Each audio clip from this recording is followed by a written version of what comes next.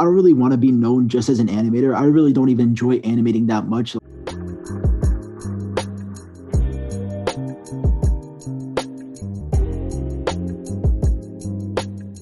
And I think that was the thing that the comedy track's a bit different in America, but have you ever thought about doing stand-up comedy? Because your content, you could just tell it on stage and it would work. Yeah, I mean, I've thought about it before. It's just, I get very like nervous on stage. Like even in improv class, like my legs would shake a little bit, even though like I felt confident before going up. And also like a big thing with stand-up is I gotta memorize everything. Like I gotta memorize 10 minutes as opposed to like when I do my videos, if I forget something, I just look at the script on my phone. So I feel like that's the biggest hurdle I would have to get past. But I feel like I would really enjoy doing it once I got like better at it. But I've never tried it. I hope maybe I could just like do an open mic one day, try it out, see how it feels. And maybe I would end up doing that too. They say I'm big, and I don't know if you're much into stand-up comedy. I quite like it.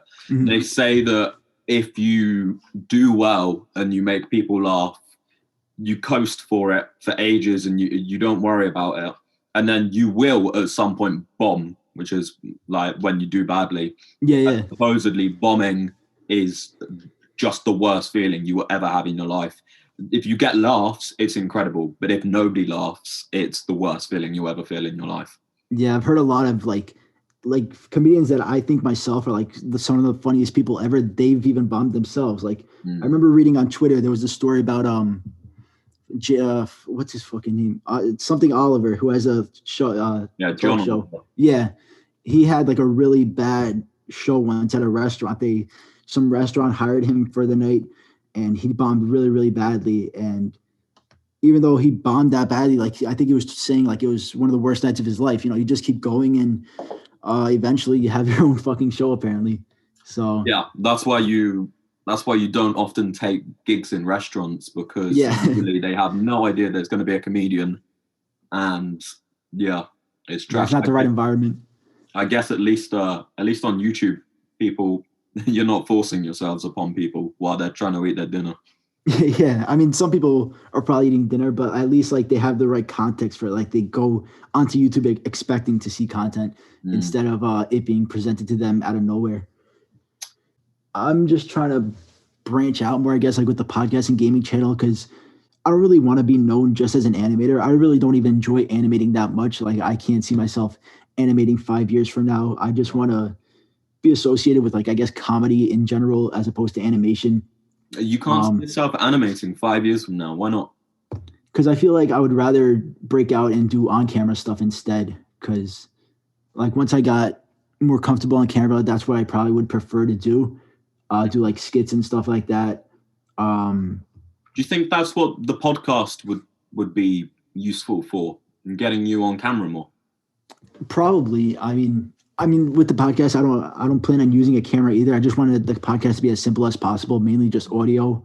And I'm also starting to upload clips, with just like small segments that I think are funny from the podcast, and maybe that could help give it more reach. But I feel like in the future, either I'll possibly hire an animator or just not animate at all. Because even though I love animated content, and I still kind of want to make animated content, I just personally would rather spend that time animating on doing other stuff, because it takes such like a big amount of time. Because I think about it like stand-up, right? When someone's doing stand-up, they spend most of the time writing, but I have to do the same thing, but then animate on top of that too. So that takes up a big chunk of time that I could spend making better jokes and stuff like that. That's the main reason why.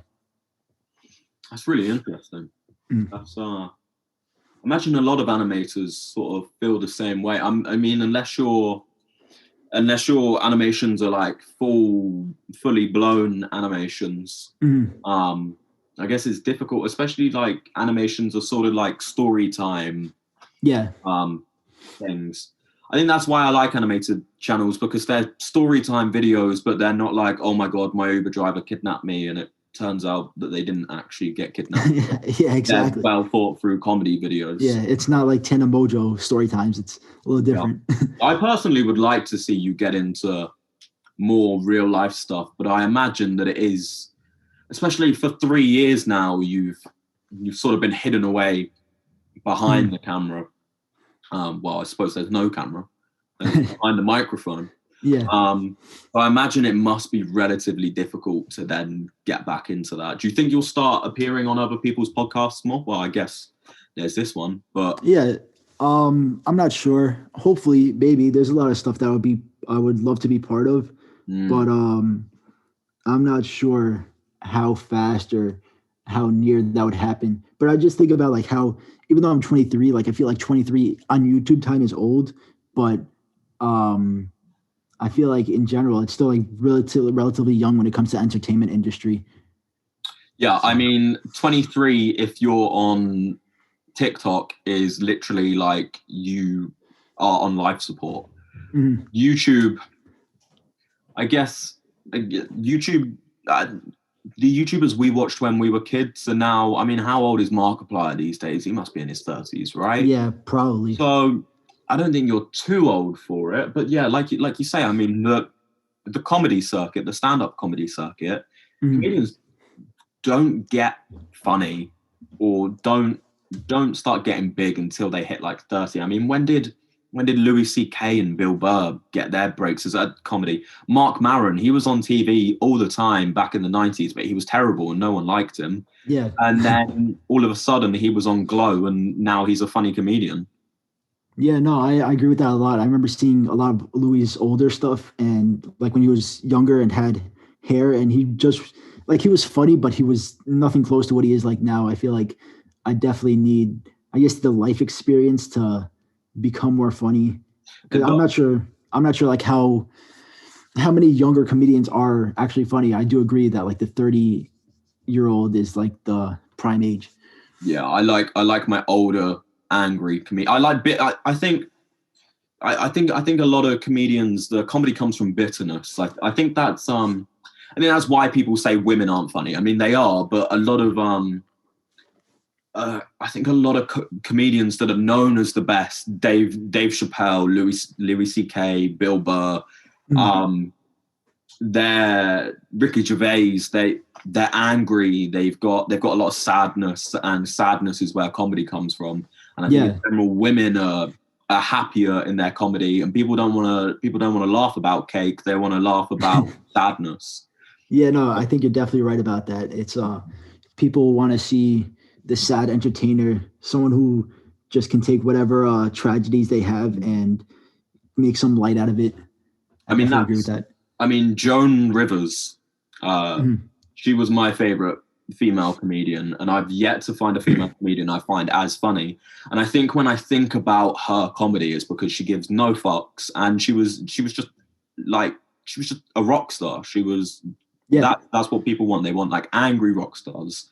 But I think you making YouTube content, building up a fan base means that, say, the comedy club's open tomorrow. The comedy club's open in a year.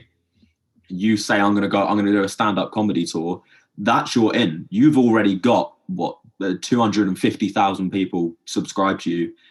How many of those people are going to buy tickets if you got a big following in New York and you go play a small venue that only seats 80 people? You can fill that 80 people.